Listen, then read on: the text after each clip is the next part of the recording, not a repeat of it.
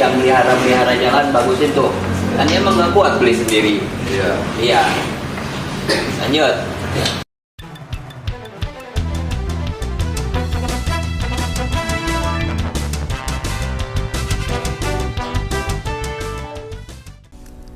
Kang Deddy Mulyadi menghemat banyak anggaran untuk prioritas pembangunan di Jawa Barat, di antaranya pembangunan infrastruktur jalan. Ia memangkas pos anggaran kurang berfaedah, di antaranya perjalanan dinas dan rapat-rapat di hotel. Dari proses penelaahan APBD Jabar tersebut, kini sudah tersedia uang sebesar 3 triliunan lebih. Jumlah itu masih bisa bertambah seiring penyisiran mata anggaran yang dianggap kurang penting. Senada dengan gebrakan Kang Deddy Mulyadi, Om Jen juga melakukan penyisiran terhadap postur APBD Purwakarta. Bupati terpilih tersebut mengadakan beberapa pertemuan dengan OPD terkait untuk membahas anggaran. Di antara dinas yang dikoreksi adalah dinas yang mengurusi infrastruktur, terutama infrastruktur jalan. Om Jen melakukan bedah anggaran dan merinci secara detail peruntukan serta besaran. Om Jen juga mengoreksi beberapa pos anggaran yang dianggap tidak penting, seumpama biaya perjalanan dinas, biaya rapat-rapat, termasuk biaya studi banding. Dari hasil penyisiran tersebut, Om Jen berhasil merubah proyeksi anggaran, terutama yang berkaitan dengan visi misi Om Jen. Om Jen menaikkan alokasi anggaran untuk infrastruktur yang asalnya 40 miliaran menjadi 150 miliaran. Infrastruktur yang dimaksud diantaranya infrastruktur jalan, sebab jalan Marulus merupakan visi Om Jen dalam kampanye selama ini, yang ingin membuat jalan-jalan di Purwakarta lecir kembali seperti di zaman Kang Deddy Mulyadi. Dari gebrakan yang akan dilakukan Om Jen ini, sesungguhnya kita dapat menarik pelajaran bahwa roda pemerintahan itu sesungguhnya tergantung kepada tekad dan kecerdasan seorang pemimpin. Selama ini suatu pemerintahan acap kali berdalih bahwa pemerintah tidak memiliki uang untuk menyelesaikan banyak program, sehingga banyak kebutuhan dasar masyarakat yang tidak terpenuhi. Jalan-jalan rusak di mana-mana, rumah warga banyak yang ambruk, jembatan roboh, ruang kelas hancur, dan sejumlah masalah lainnya. Namun kalau pengelolaan negara atau pemerintah itu di tangan penguasa yang tepat dan memiliki komitmen, maka alasan klise tidak ada uang itu sungguh tidak sepatutnya terjadi lagi. Sebuah daerah bisa maju di tangan bupati atau wali kota yang cerdas dan tepat. Sebuah negara bisa makmur di tangan pemimpin yang cerdas dan handal. Oleh sebab itu, kita bisa banyak belajar dari pemimpin-pemimpin hebat dalam mengelola anggaran. Di Purwakarta sendiri, dalam masa pemerintahan Ane Ratna Mustika sebagai bupati, banyak jalan rusak dan jembatan roboh yang tidak mampu diperbaiki. Alasan klisenya adalah kekosongan kas daerah untuk membangun. Padahal APBD Purwakarta dari tahun ke tahun selalu meningkat jumlahnya. Selidik punya selidik, rupanya bukan soal uang, tapi soal komitmen pemimpin. Anggaran untuk infrastruktur di APBD Purwakarta cukup kecil, bahkan khusus untuk jalan nilainya sangat minim sekali. Maka pantas jalan-jalan di pelosok Purwakarta banyak yang rusak dan tidak diperbaiki. Hal itu lantaran memang tidak dianggarkan. Maka wajar kalau tidak dianggarkan, mana mungkin kebutuhan infrastruktur itu dapat diselesaikan. Mustahil jalan-jalan yang ruasnya banyak sampai pelosok di Purwakarta itu bisa dibangun dan diperbaiki, sebab anggarannya tidak ada, sebab uangnya tidak dialokasikan.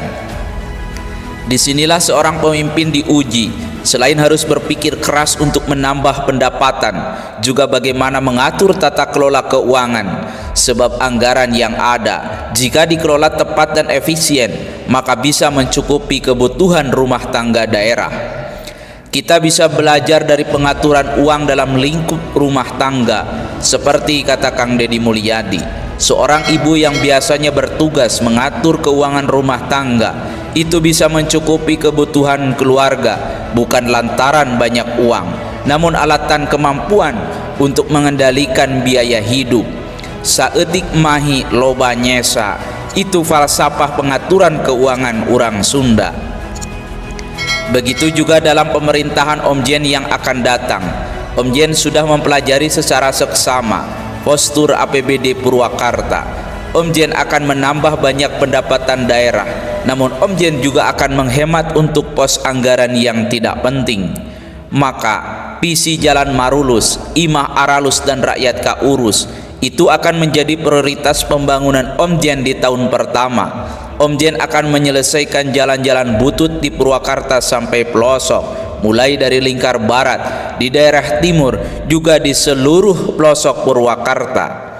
Om Jen percaya bahwa dengan proses menghemat anggaran yang ada, maka alokasi untuk infrastruktur bisa lebih besar dari yang sekarang ada. Kalau saat ini alokasi untuk infrastruktur cuma 40 miliaran berikut pemeliharaan, maka nanti di bulan April 2025 Om Jen akan mengalokasikan dan melakukan perubahan anggaran untuk infrastruktur menjadi 150 sampai dengan 200 miliar. Lompatan anggaran yang fantastis ini bukan omong kosong atau bualan belaka, sebab Om Jen sudah melakukan penyisiran anggaran rutin yang tidak penting untuk dicoret dan diganti. Om Jen meminta semua OPD dan aparatur negara untuk melakukan penghematan dan pencermatan dalam mengalokasikan anggaran, sebab anggaran yang sesungguhnya haruslah dapat dinikmati oleh masyarakat banyak, bukan semata oleh pegawai negeri di lingkungan pemerintahan daerah saja. Jadi clear ya, nggak ada baju seragam ya? Iya, setuju. Ada, kamu kan sudah dapat TPP, Betul. sudah dapat gaji, Betul. jadi seragam beli sendiri. Betul. Kecuali yang di lapangan yang nggak kuat beli seragam, kita belikan. Ya. Itu mah menyangkut performan dengan marga itu untuk yang melihara jalan bagusin tuh.